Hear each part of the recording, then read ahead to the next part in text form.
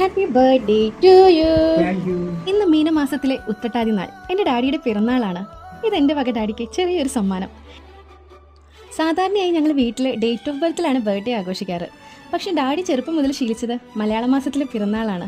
അതുകൊണ്ട് ഡാഡിക്ക് മാത്രം ഞങ്ങളുടെ വീട്ടിൽ 2 ആഘോഷമാണുള്ളത്. Daddy happy birthday to you. Thank you. പക്ഷേ ഡാഡിക്ക് ഇഷ്ടപ്പെട്ടത് എൻ്റെ ഈ സമ്മാനമാണ് കേട്ടോ. രാവിലെ തന്നെ എൻ്റെ കുളിയൊക്കെ കഴിഞ്ഞു. ഞാൻ ഇന്നലെ അമ്മയോട് പറഞ്ഞിരുന്നു ബ്രേക്ക്ഫാസ്റ്റ് എൻ്റെ വകയാണെന്ന്. ഇത് വീട്ടിലെ സ്ഥിര ഐറ്റമാണ്. കൊറോണ കഴിഞ്ഞ പിന്നെ ഇയാളില്ലാതെ ഞങ്ങളുടെ ബ്രേക്ക്ഫാസ്റ്റ് കഴിഞ്ഞിട്ടില്ല.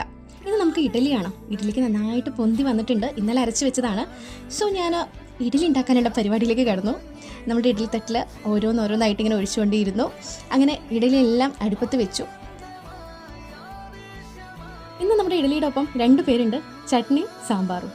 സോ ചട്നിക്കുള്ള തേങ്ങ ഞാൻ പൊളിച്ചു. അത് പൊട്ടിക്കുന്ന തിരക്കിലാണ്. അത് പൊട്ടാൻ കുറച്ച് പാടായിരുന്നു.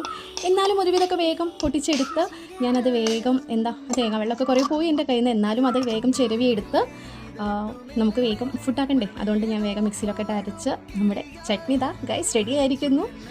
ചെറിയൊരു പ്രശ്നം എന്താണെന്ന് വെച്ചാൽ ഞാൻ ഇന്നലെ കറിവേപ്പില വാങ്ങാൻ മറന്നുപോയി. അതിൻ്റെ ഒരു കുറവുണ്ട്. ദെൻ നമ്മൾ സാമ്പാറിലേക്ക് കിടന്നു. സാമ്പാറിൻ്റെ കഷ്ണങ്ങളെല്ലാം ഞാൻ അരിഞ്ഞ് ക്ലീൻ ചെയ്ത് പരിപ്പെടുപ്പത്ത് വെച്ചു. സത്യത്തിൽ ഞാൻ അതിൻ്റെ വീഡിയോ എടുക്കാൻ വിട്ടുപോയി. നേരെ നമ്മളുടെ ഇഡലിയും നല്ല ചൂടുള്ള ഇഡലിയും സാമ്പാറും ചട്നിയൊക്കെ ആയി. നമുക്ക് ഡാഡിയോട് ചോദിച്ചാലോ. ഡാഡി എങ്ങനെയുണ്ട്? സൂപ്പറാണോ? ഇഷ്ടമായോ? ഡാഡിക്ക് ഇഷ്ടമായെന്ന് പറഞ്ഞപ്പോൾ ഒത്തിരി സന്തോഷമായി. ഇത് നമ്മുടെ ഉച്ചത്തെ ഊണാണ്. ചെറിയൊരു സദ്യ, അത്രയേ ഉള്ളൂ.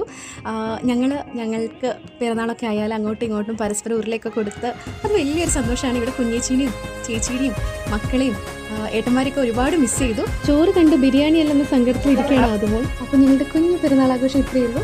Thank you for watching. By.